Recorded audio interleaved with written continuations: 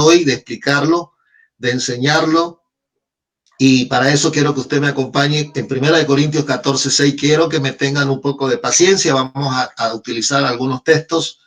La idea es que nos enriquezcamos en el calor de la palabra.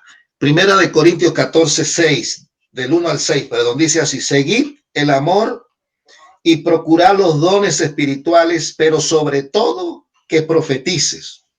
Porque el que habla en lenguas no habla a los hombres, sino a Dios, pues nadie le entiende, aunque por el Espíritu habla misterios. Pero el que profetiza habla a los hombres para edificación, exhortación y consolación. El que habla en lengua extraña a sí mismo se edifica, pero el que profetiza edifica la iglesia. Así que quisiera que todos vosotros hablasen en lenguas, pero más que profeticen, porque mayor es el que profetiza que el que habla en lenguas, a no ser que las interprete para que la iglesia reciba edificación.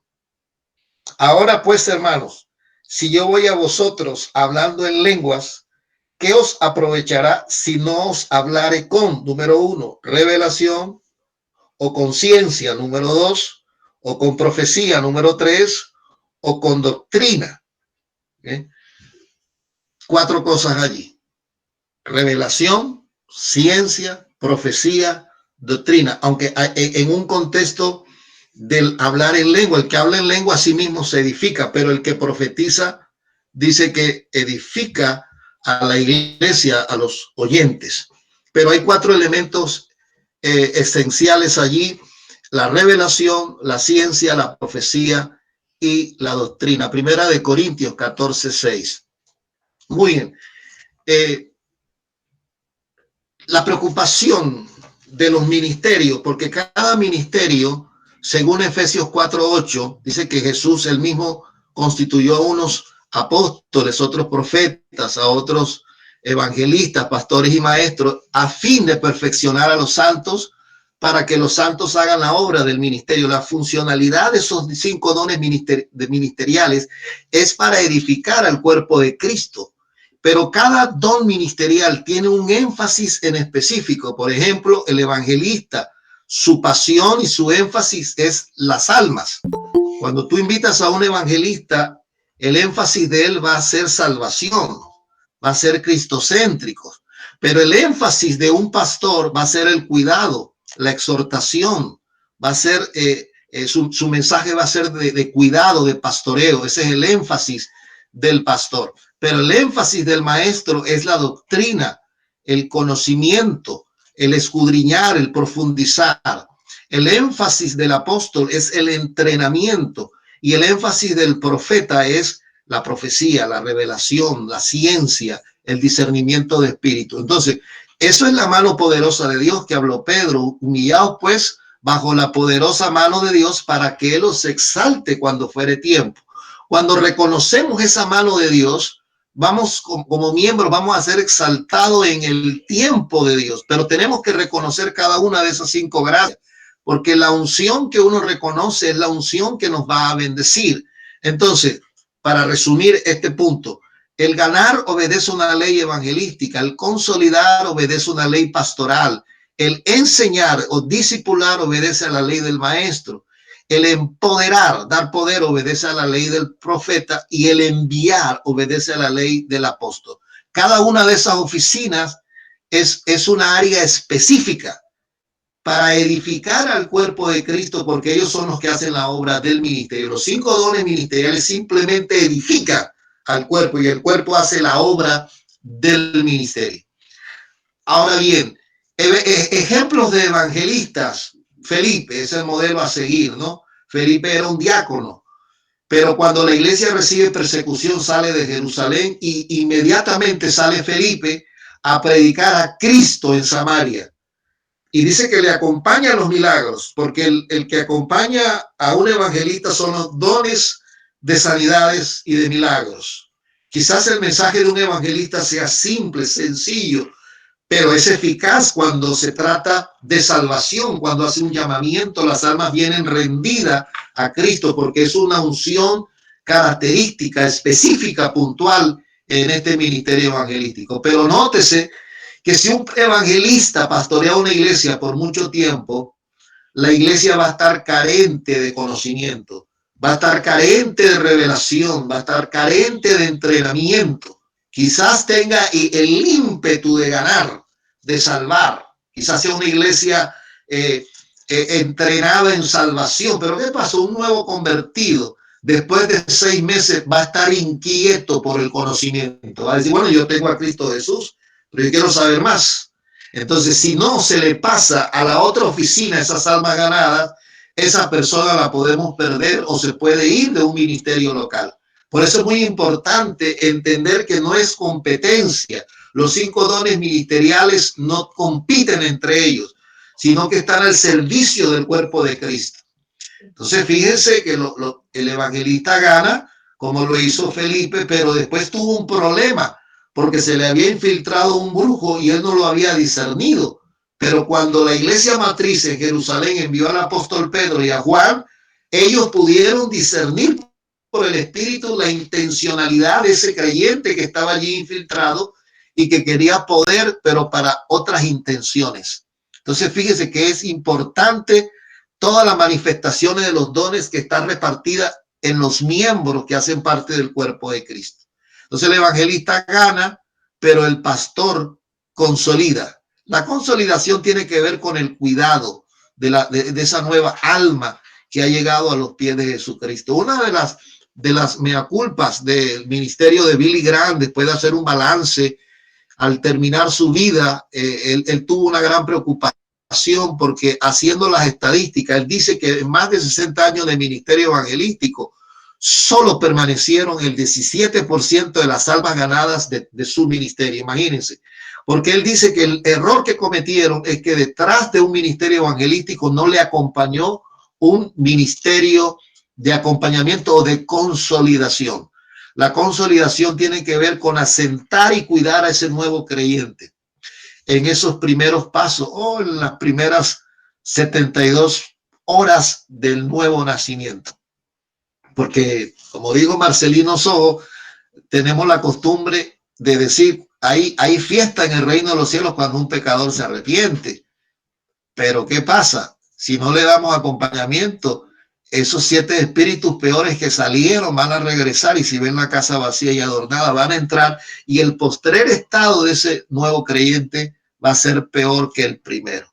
Entonces el ministerio de la consolidación acompaña después de que el evangelista ha ganado. Luego se le entrega la siguiente oficina, que es la del maestro, donde va a sentar los primeros rudimentos de la doctrina de Cristo, que es el mensaje de la resurrección de entre los muertos, la doctrina de bautismo, la imposición de manos y el juicio final, el juicio eterno. Son 4 doctrinas básicas que es lo primero que implementa el maestro en ese discipulado. Luego el maestro, después de discipular a ese nuevo creyente en las doctrinas básicas, se lo pasa a la otra oficina profética, porque ese nuevo creyente, una vez ya con el discipulado, ya consolidado, ya ganado, él quiere saber cuál es su don predominante para no estar disparando a todos lados, sino ser específico, porque nosotros tenemos que entender que la iglesia tiene que ser específica, tiene que tener especialidades, y el profeta entonces aparece en la escena para demostrar o mostrar el don predominante en ese nuevo creyente y revelárselo por el Espíritu. Una vez ese nuevo creyente sabe su don que tiene como predominante, ya sabe cuál es el campo al que él va a trabajar. Y por último aparece la oficina apostólica, que es el que le va a entrenar para luego enviarlo. Entonces somos necesarios los 5 dones ministeriales y no competimos entre nosotros. Muy bien, pero volviendo al tema de esta noche, lo primero es la revelación, que habla 1 Corintios 14:6.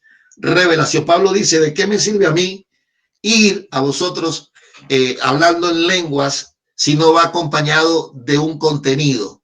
Entonces tenemos que ir con revelación, con ciencia, con profecía o con doctrina. Ahora, ¿qué es la revelación? Escúcheme. La revelación del griego apocalipsis. Apocalipsis es revelación. Es que el conocimiento de Dios venga a una persona para que a través de la revelación se le muestre condiciones del mundo espiritual, tanto en el presente, en el pasado y en el futuro. Vamos a analizar algunos textos. Por ejemplo, Gálatas 1:11. Quiero que usted me acompañe con su Biblia. Vamos a trabajar hoy con algunos pasajes. Gálatas 1:11. Dice el apóstol Pablo: mas os hago saber, hermanos, que el evangelio anunciado por mí no es según hombre, pues yo ni lo recibí ni lo aprendí de hombre alguno, sino por revelación de Jesucristo. Imagínense que uno de los 4 elementos para predicar dentro de la iglesia es la revelación. Y Pablo, a él nadie le enseñó. Él no caminó con los 12 discípulos que estaban con Jesús. Él recibe el evangelio por revelación, en aquella experiencia de subir al tercer cielo y de escuchar cosas que no les es permitido al hombre. Es él quien establece la doctrina de la iglesia y el ministerio a nosotros los gentiles, así como a Pedro se le dio el ministerio para los judíos. El apóstol Pablo fue escogido por Dios para ministrar a nosotros los gentiles, los que no tenemos sangre judía. Y ese evangelio lo recibió por revelación. Lo recibió por revelación. El versículo dice, porque ya, verso 13, ya habéis oído acerca de mí, de mi conducta en otro tiempo, en el judaísmo, que perseguía sobremanera a la iglesia de Dios y la asolaba. Y en el judaísmo aventajaba mucho de mis contemporáneos en mi nación, siendo mucho más celoso de la tradición de mi padre. Pero cuando agradó a Dios, mire lo que está diciendo, pero cuando agradó a Dios, que me apartó desde el vientre de mi madre y me llamó por su gracia, revelar, ahí menciona la palabra revelar, de revelación, a su hijo en mí para que yo le predicase entre los gentiles, no consulté enseguida con carne y sangre, ni subí a Jerusalén a los que eran apóstoles antes que yo, sino que fui a Arabia y volví de nuevo a Damasco. Entonces, fíjense, otra vez se le presenta a los apóstoles de reputación y nada nuevo le comunicaron.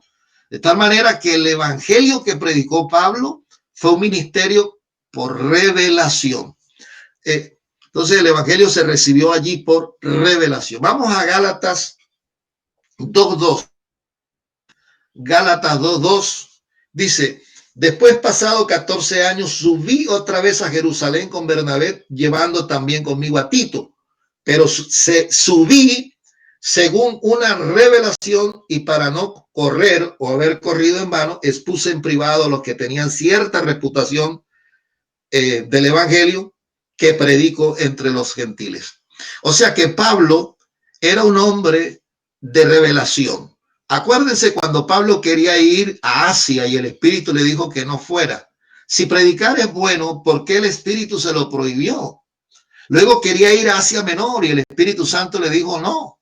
Entonces él se queda quieto y estando en Troas tiene una visión de noche, un varón macedonio que le dice pasa y ayúdanos, y él entiende que es el Señor que le abre una puerta, y esta es la de la ciudad de Filipos. Y allí por revelación establece la primera iglesia en Europa con 3 miembros, una muchacha adinerada llamada Lidia que vendía púrpura, que era religiosa, que amaba a Dios, pero no conocía a Jesús, y Dios le abrió el corazón a ella.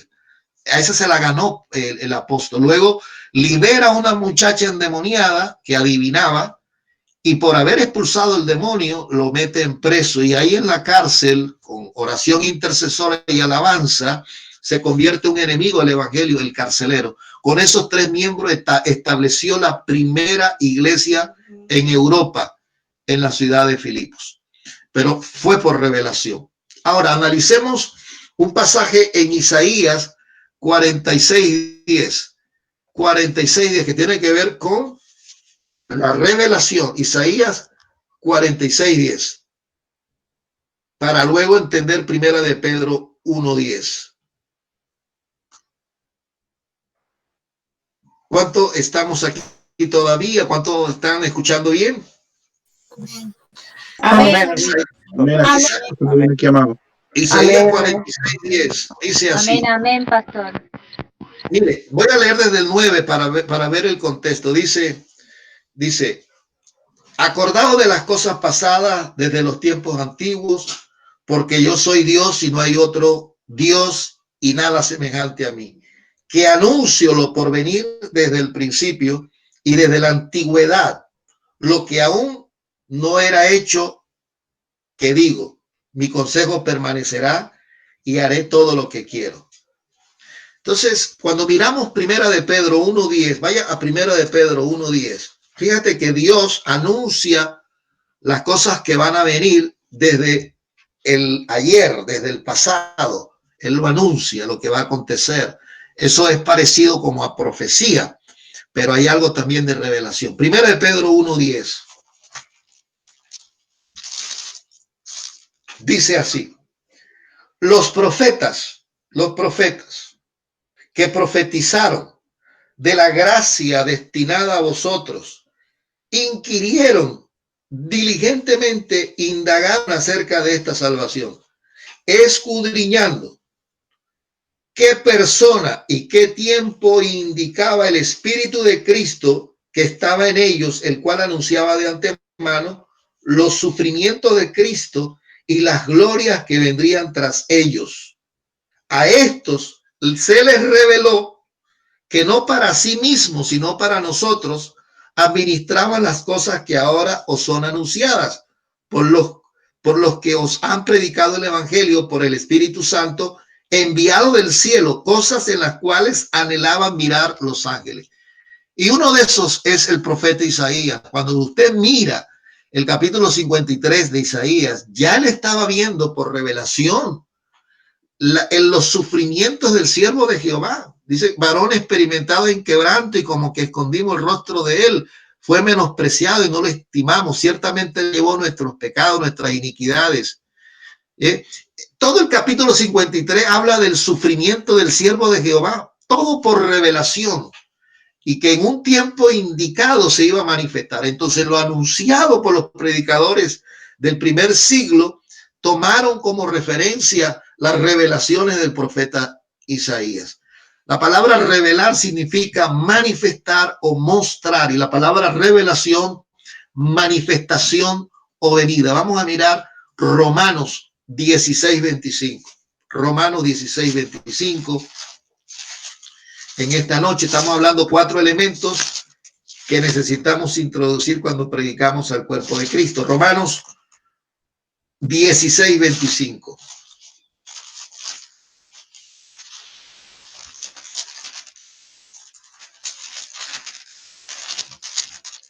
Dice así.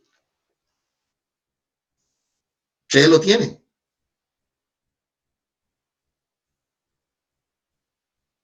Y el que puede confirmaros según mi evangelio y la predicación de Jesucristo, según la revelación del misterio que se ha mantenido oculto desde tiempos eternos, pero que ha sido manifestado ahora y que por las escrituras de los profetas, según el mandamiento del Dios eterno, se ha dado a conocer a todas las gentes para que obedezcan a la fe. Al único y sabio Dios sea la gloria mediante Jesucristo.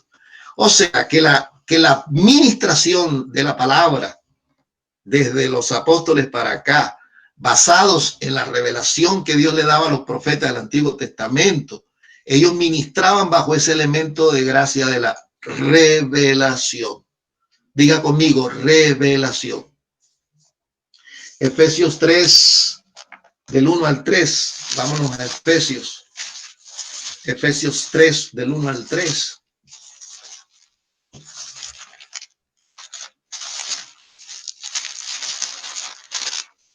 Dice así: bendito sea el Dios y Padre de nuestro Señor Jesucristo, que nos bendijo con toda bendición espiritual en los lugares celestiales en Cristo, según nos escogió en él antes de la fundación del mundo, para que fuésemos santos y sin mancha delante de él, El amor, habiéndonos predestinado para ser adoptados hijos suyos por medio de Jesucristo, según su puro afecto de su voluntad. Aquí está hablando de la presciencia o del conocimiento anticipado, lo que llaman la predestinación, un destino anticipado. Muy bien. Vamos ahora al segundo elemento, que es la ciencia. La ciencia como don. Usted sabe que Primera de Corintios habla acerca de los dones espirituales y menciona 9 dones. 3 de ellos son de poder, los milagros, la fe y las sanidades.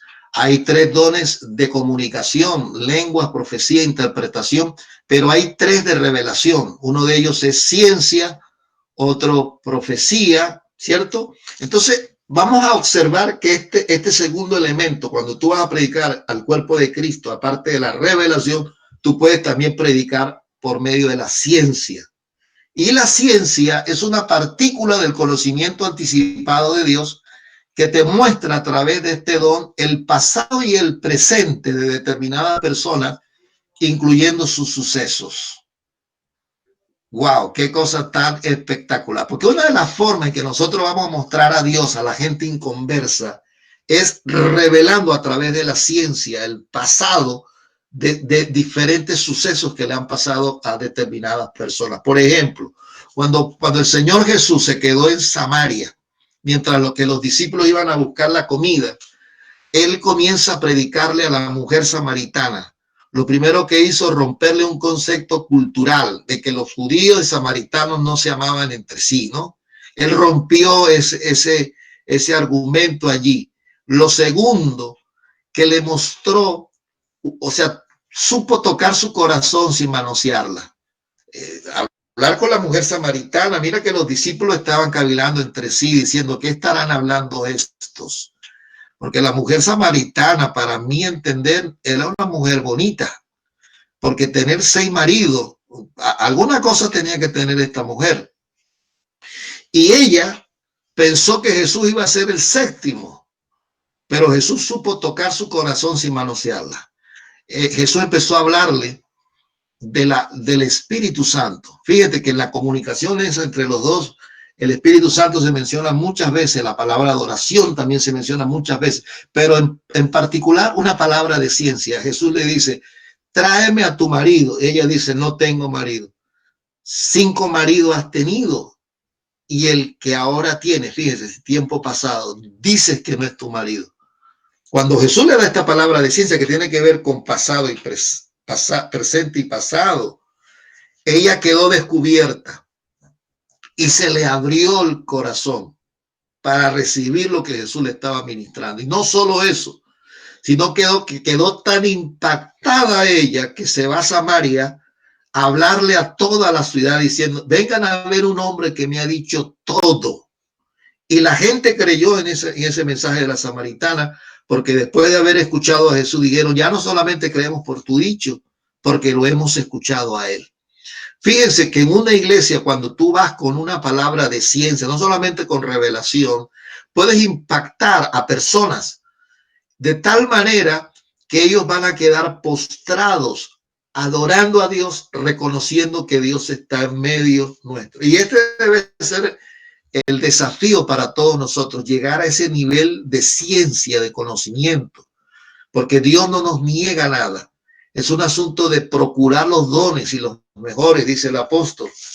Vamos a mirar aquí en Primera de Corintios, rápidamente, vamos a ver si lo encuentro, que es el pasaje con el que yo he estado trabajando aquí en la intimidad. Estamos en Primera de Corintios. Vamos a introducir aquí a personas que siguen sumándose. Vamos a Primera de Corintios.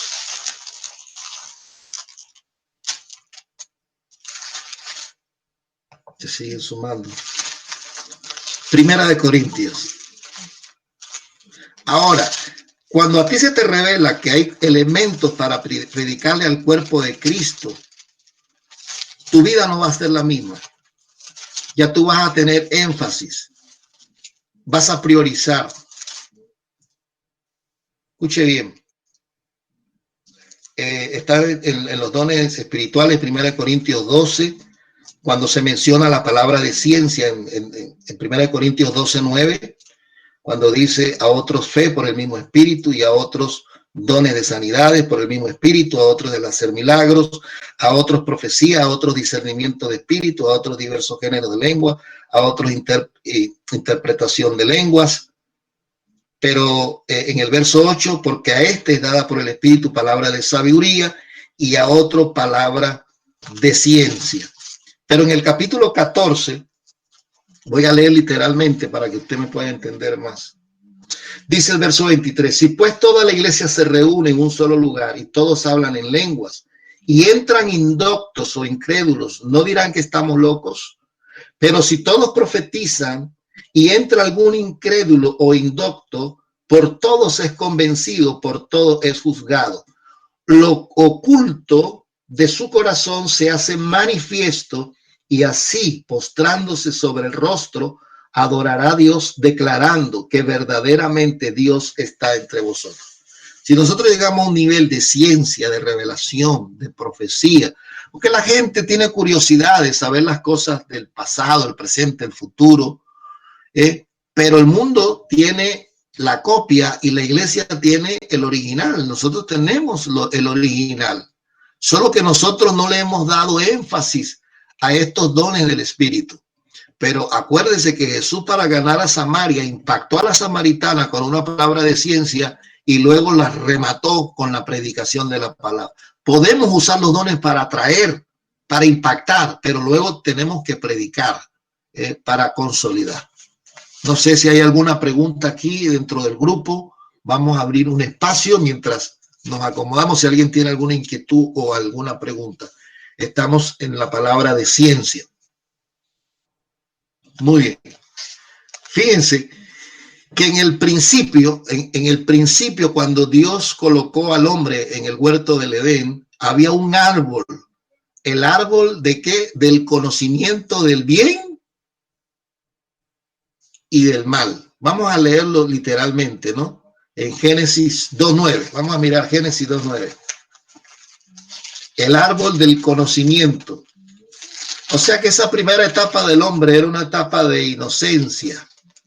La etapa de la inocencia. Génesis 2:9.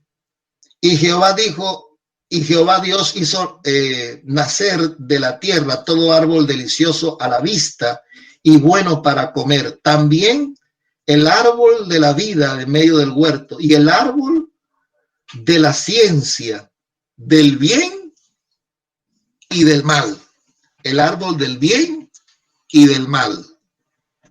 Wow. Algunos teólogos dicen que ese árbol del bien y del mal era el enemigo mismo. Alguna corriente teológica dice eso. No es que yo lo esté afirmando, sino que una corriente teológica dice que el árbol del conocimiento del bien y del mal era el enemigo, porque el enemigo antes de la caída conocía todo lo relacionado a Dios. Pero él mismo se contaminó deseando querer la adoración que él le presentaba a Dios. Y su corazón se entenebreció y por esa causa fue expulsado. Entonces luego Dios crea al hombre de alguna manera para reemplazar el servicio que este querubín con los ángeles que alcanzó a derribar habían caído del cielo. El Señor de alguna manera quiso reemplazar ese sacerdocio. Fíjense que Satanás tenía en su vestidura en el día de su creación instrumentos musicales, pero también piedras preciosas. Cuando tú miras la vestidura de los sacerdotes de levíticos, van a encontrar que en el pectoral tienen piedras preciosas. No es casualidad, es como el reemplazo sacerdotal de esos ángeles que cayeron, hicieron alta traición. Luego Dios establece al hombre en el huerto del Edén, pero ¿qué pasa? Ya había un árbol allí que tenía el conocimiento de lo bueno y de lo malo. Por eso Dios le impide que probara de ese árbol. Y Eva probó y le entregó también a Adán y entró la naturaleza satánica y entró la muerte a todos los hombres. Por eso Dios tuvo que activar el árbol de la vida a Jesús y todo aquel que ha probado de ese árbol maravilloso llamado Jesús ha recuperado la vida que se había perdido en el huerto del Edén. Eclesiastés 1:18. Vamos a movernos rápidamente. Eclesiastés 1:18. Dice así: porque en la mucha sabiduría hay mucha molestia, y quien añade ciencia añade dolor. Añade dolor. En Lucas 11:52, Lucas 11:52, el Evangelio de Lucas, el doctor, el médico, el amado médico que acompañó a Pablo, el que le colaboró, inclusive escribió algunas cartas, escribió el Evangelio de San Lucas, pero ayudó a escribir a Pablo cuando estaba en prisiones. Lucas 11:52 dice: hay de vosotros, intérpretes de la ley, porque habéis quitado la llave de la ciencia. Vosotros mismos no entráis, y a los que entraban se lo impedían. Los fariseos, con sus tradiciones, impedían a que la gente entrase, pero no solo eso, sino que turbaban para que las personas no entraran en el conocimiento de la ciencia. Romanos 2:20, vamos a movernos rápidamente. Romanos 2:20, Romanos capítulo 2, versículo 20. Imagino que tienen ustedes allí lápiz y papel, ¿no? 2:20. Vamos a leer desde el 17. He aquí, tú tienes el sobrenombre de judío y te apoyas en la ley y te glorías en Dios y conoces su voluntad, e instruido por la ley apruebas lo mejor y confías en que eres guía de los ciegos, luz de los que están en tinieblas, instructor de los indoctos, maestros de niños, que tienen en la ley la forma de la ciencia y de la verdad. Ahora, interesante que cuando se habla de la mal llamada ciencia, esa ciencia es diferente al conocimiento de Dios, y quiero explicarlo ahora.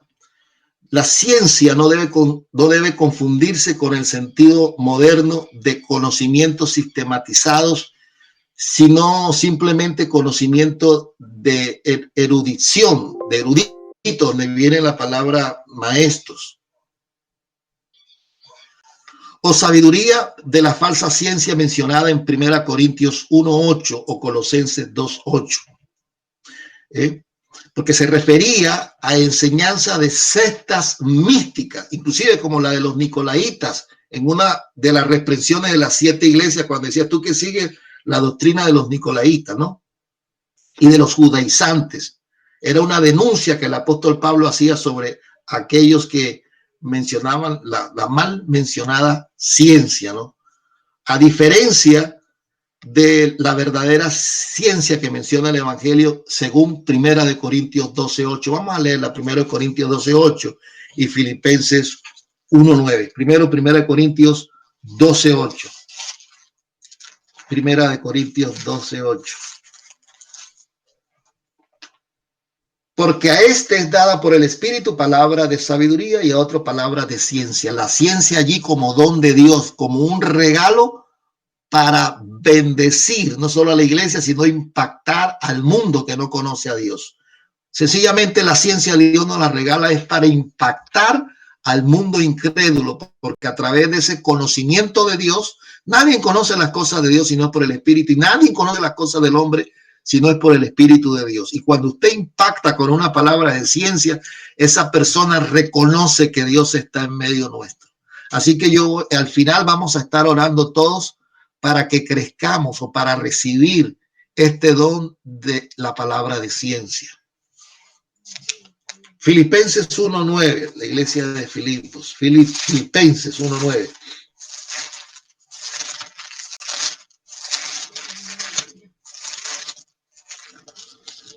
Si alguien lo logra conseguir, me ayuda y lo lee, abre su micrófono. Filipenses 1:9.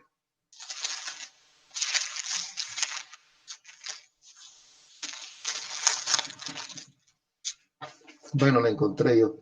Y esto pido en oración, que vuestro amor abunde aún más y más en ciencia y en todo conocimiento, para que aprobéis lo mejor, a fin de que seáis sinceros e irreprensibles para el día de Cristo, lleno de frutos de justicia, que son por medio de Jesucristo, para gloria y alabanza de Dios. Ok, entonces hay una ciencia de Dios como don para edificar y para impactar el mundo, pero también hay una mal llamada ciencia, que es la que usan muchas doctrinas que están erradas y que nosotros tenemos que saber diferenciar. Muy bien, ya llevamos dos elementos.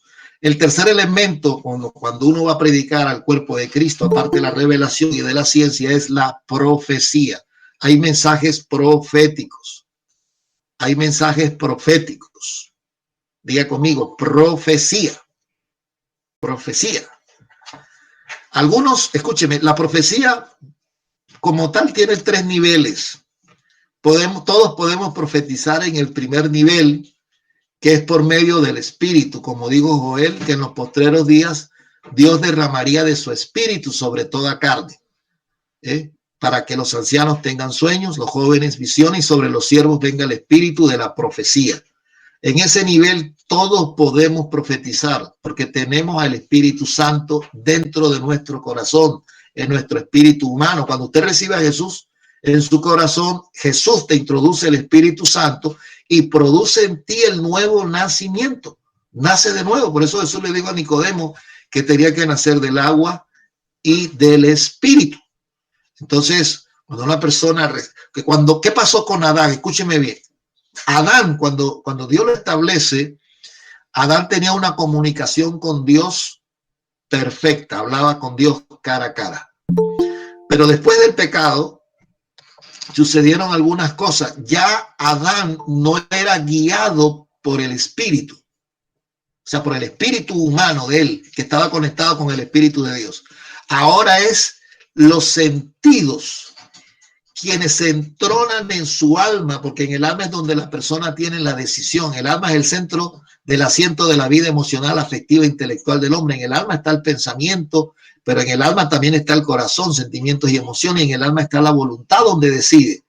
Pero ya el hombre, después de la caída, ya no es guiado por el espíritu, que el espíritu humano que estaba conectado con el espíritu de Dios.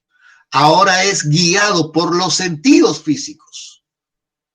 Pero cuando una persona escucha la palabra y recibe a Jesús, lo primero que hace Jesús es introducir el Espíritu Santo el espíritu humano para producir el nuevo nacimiento.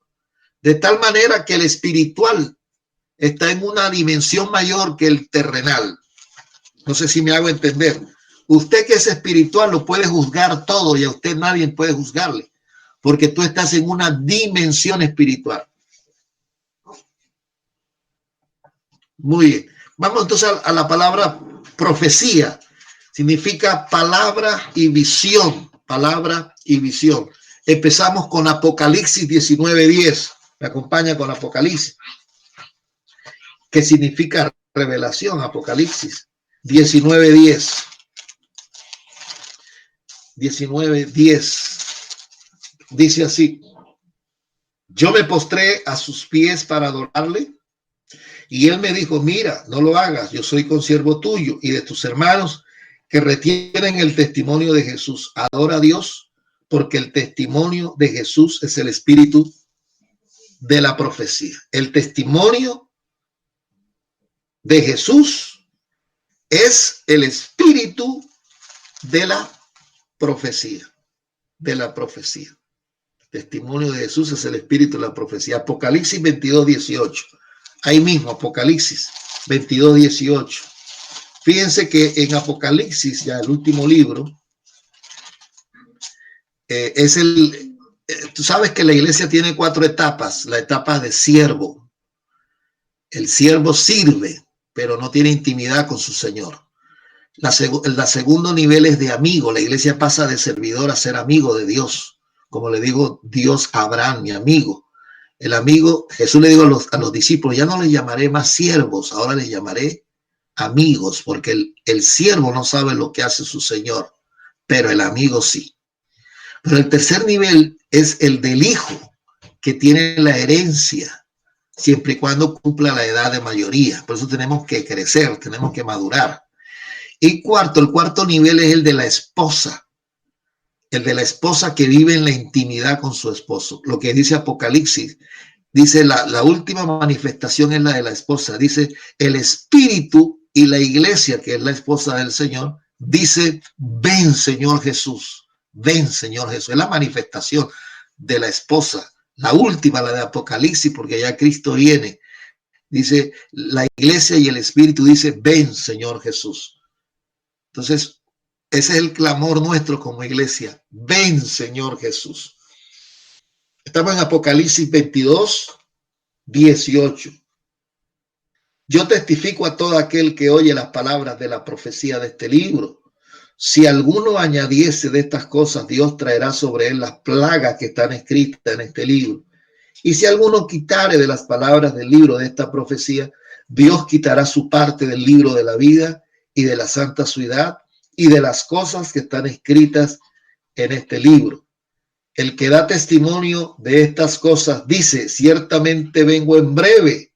Amén. Sí, ven Señor Jesús. La gracia de nuestro Señor Jesucristo sea con todos vosotros. Amén. Una de las señales que yo pude discernir cuando tembló en Grecia es que tembló en uno de los lugares donde estaba Juan, el discípulo amado, en la isla de Pasmos, cuando recibió la revelación de Apocalipsis. Qué interesante que Dios hizo temblar ese lugar donde estaba Juan. Es precisamente para recordarnos a todos nosotros, pero tembló de verdad allí en ese lugar, para recordarnos a nosotros que desde allí se escribió el final de todas las cosas, que es Apocalipsis. Es como una alerta, vamos a estar erguidos, esperando al Señor, no dejando de congregarnos, siempre activados, haciendo las cosas del Señor, porque los tiempos son malos.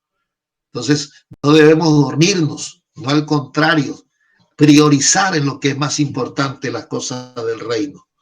La razón por la cual estamos aquí, ¿no? Muy bien. Entonces, profecía, palabra, visión. Primera de Corintios 13:2. Primera de Corintios 13:2. Mensajes proféticos. Dice, voy a hablar desde el verso 1. Si yo hablase lenguas humanas y angélicas y no tengo amor, vengo a ser como metal que resuena o címbalo que retiñe. Y si tuviese profecía y entendiese todos los misterios y toda ciencia, y si tuviese la fe de tal manera que trasladase los montes y no tengo amor, nada soy. Aquí hay una analogía, ¿no? Del amor, la preeminencia del amor, pero el escritor lo que está diciendo es que podemos tener profecía y tener todo el entendimiento. O sea, la profecía, yo quiero llegar, es que nos da el entendimiento. Entonces, un mensaje profético nos abre el entendimiento de lo que está hacia el frente, al futuro. Muy bien. Ahí mismo en Primera de Corintios 13:8, vamos, 13:8. El amor nunca deja de ser, pero las profecías se acabarán y cesarán las lenguas y la ciencia acabará.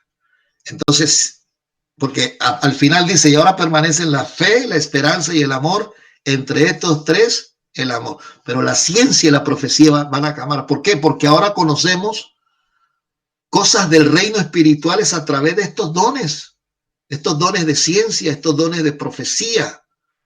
Y que si no lo usamos ahora, allá no lo vamos a necesitar. Por eso necesitamos incrementar el nivel de conocimiento de ciencia y movernos también en lo profético. Es menester, porque esa es la diferencia que vamos a hacer con relación al mundo, que tenemos de Dios los dones originales para impactar a este mundo necesitado. Primera de Timoteo 4:14. Primera de Timoteo 4:14.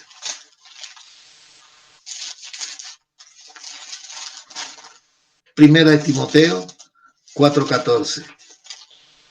Mire, Dios es tan bueno que nos da estas herramientas para que tengamos conexión con el reino espiritual, para no estar a ciegas. Primera de Timoteo 4:14, perdón. Primera de Timoteo 4:14. 14.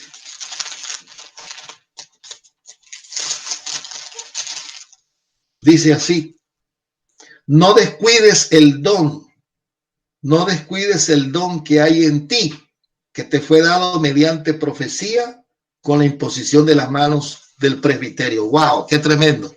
O sea, que usted está predicando con uno de estos 4 elementos: la revelación, la ciencia, pero la profecía.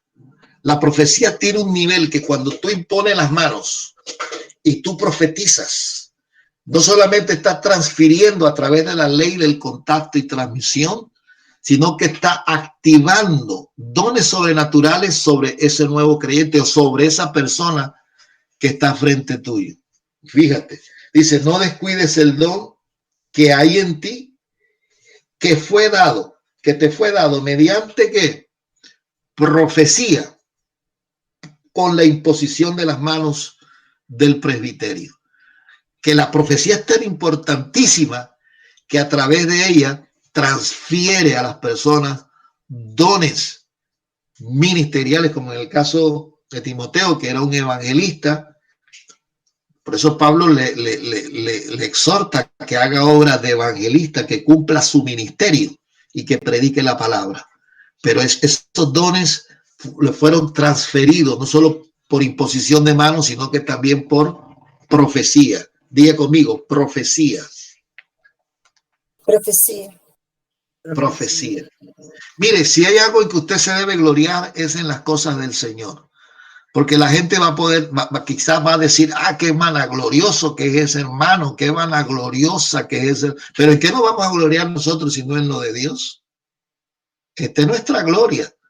Y con todos los errores que tenía la iglesia de Corinto, Pablo dice: ustedes es el sello de mi apostolado. O sea, él se gloriaba en las cosas del Señor. Entonces no se avergüence usted de los dones espirituales y de lo que carga. Eso es suyo, el Señor se lo dio. Los dones es lo que hacemos para Dios, pero el carácter es lo que somos para Dios, pero los dones es lo que hacemos. Y si estamos aquí como miembros de un cuerpo activando lo sobrenatural y haciendo la tarea de Dios, necesitamos imperiosamente incrementar el nivel de profecía, de ciencia, de revelación y de doctrina para ser efectivo dentro del cuerpo de Cristo. Amén. Muy bien, seguimos adelante. Estamos en la profecía, ¿no? Dice: pero las profecías se acabarán. No menosprecies las profecías. Primera de Tesalonicenses 5:20. No menosprecies. No menosprecies. ¿Quién puede leer allí? Primera de Tesalonicenses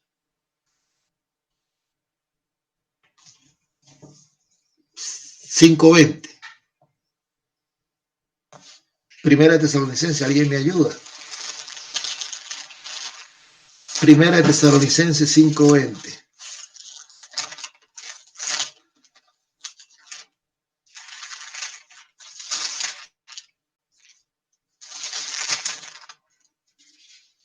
Mire la diversidad de las predicaciones. Hoy estamos enseñando, ¿no? Primera de Tesalonicenses 5:20. Dice así, vamos a leerlo. No menosprecies las profecías, no las menosprecies, porque una profecía te puede activar en cualquier área de tu vida, en lo matrimonial, en lo económico, en lo espiritual, en lo físico, en la salud. Cuando ¿se acuerdan de la antigüedad, cuando el valle de los huesos secos, y Dios lleva al profeta allí y le pregunta: ¿vivirán? Tú lo sabes, Señor. Bueno, profetiza, pues, háblale a los huesos. Y fíjense que la profecía activaron a todos esos huesos secos y revivieron. Entonces no menosprecien la profecía. Primera de Timoteo 4:4, ya lo leímos, 4:14, perdón. Segunda de Pedro 1:20, segunda de Pedro 1:20, vamos rápido. Segunda de Pedro 1:20 dice así: entendiendo primero esto, que ninguna profecía de las escrituras es de interpretación privada, porque nunca la profecía fue traída por voluntad humana, sino que los santos hombres de Dios hablaron siendo inspirados por el Espíritu Santo. O sea que cuando una persona profetiza no es con intencionalidad humana, sino que cuando los profetas hablaron, los santos hombres de Dios hablaron inspirados por el Espíritu Santo. ¿Estamos o no estamos? Romanos 12:6. Carta a los Romanos 12:6. Dice así: de manera que teniendo diferentes dones según la gracia que nos es dada, si el de profecía, úsese conforme a la medida de la fe. O sea que la profecía, el que está navegando en ese don, eso también está bajo una plataforma de fe. De acuerdo a la fe que tú tengas en Dios, asimismo la profecía tiene un nivel de impacto. Por eso digo, en los 3 niveles para profetizar, el primer nivel es por el Espíritu, el segundo es por el don de profetizar, que dice 1 Corintios 12, y el tercer nivel es del ministerio. Una cosa es cuando profetiza por medio del don y otra es cuando lo haces a través del ministerio. Cuando es por el ministerio tiene un impacto más tremendo, más profundo, más poderoso. Muy bien, vamos a entrar a lo último, a la doctrina. Vamos a terminar. ¿Ustedes me van a aguantar 15 minutos más? ¿O lo dejamos para la próxima? Ok, vamos a cerrar entonces, vamos a darle rápido. Doctrina, que significa enseñanza e instrucción. Estoy hablando de 4 elementos cuando tú vas a predicar al cuerpo de Cristo. Puedes entrar en una dimensión de revelación, o puedes ministrar por ciencia, o puedes ministrar por profecía, o puedes ministrar por doctrina. Doctrina, enseñanza, instrucción. Lucas 4:32.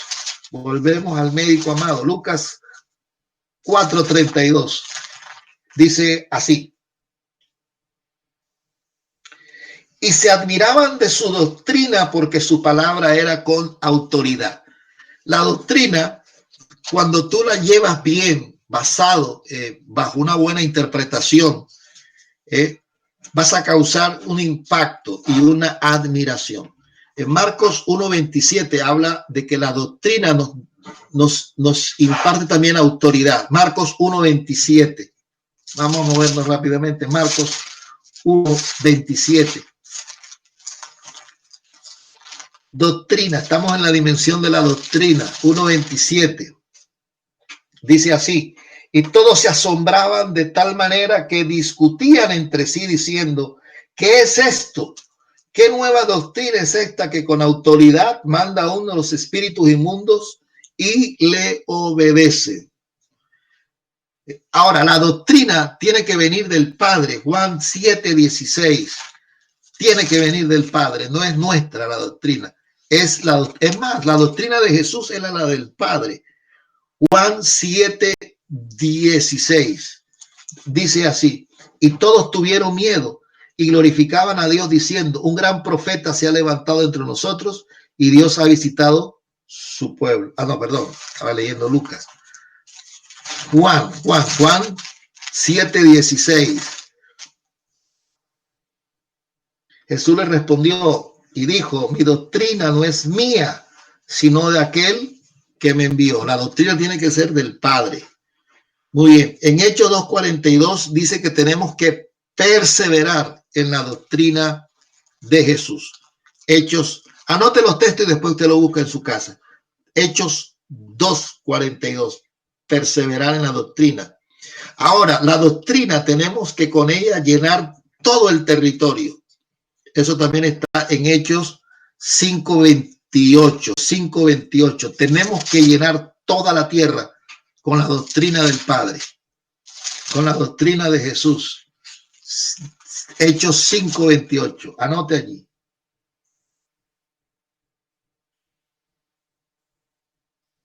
Dice, no os mandamos estrictamente que no enseñasen en ese nombre, y ahora habéis llenado a Jerusalén de vuestra doctrina y queréis echar sobre nosotros la sangre de este hombre. Muy bien. En Romanos 6:17, esa doctrina es para obedecerla, y en 2 Tesalonicenses 2, del 1 al 5, es para retenerla, y 1 Timoteo es para también tener cuidado de esa doctrina y entender que también en Hebreos 13:9 hay diversas doctrinas y nosotros tenemos que discernirla. Muy bien, entonces el tema de esta noche es 4 elementos cuando vamos a predicar al cuerpo de Cristo: revelación, ciencia, profecía y doctrina. Vamos a identificar cada una de ellas y saber en cuál de esas 4 siempre nos movemos. Muy bien, vamos a darle gracias a Dios en esta noche. Le doy gracias por prestar oído y estar atento a esta enseñanza. Padre Celestial, te doy gracias en esta noche por la palabra, Señor, que se ha ministrado. Sé que ha caído en buena tierra. Estamos edificando el cuerpo de Cristo, entrenando a cada miembro en particular para que ellos sean efectivos en la tarea y en la asignación que tú les has dado, en esa asignación geográfica territorial. Bendice a cada uno de ellos, alumbra el entendimiento, que sigan creciendo en gracia, en fe, que sigan creciendo, Señor, cada día, en el nombre poderoso de Jesús. Te doy gracias, Señor, por cada uno de ellos. Gracias, Padre amado. Amén. Solo 2 impresiones nada más, porque el tiempo ha avanzado muchísimo, muchísimo, muchísimo.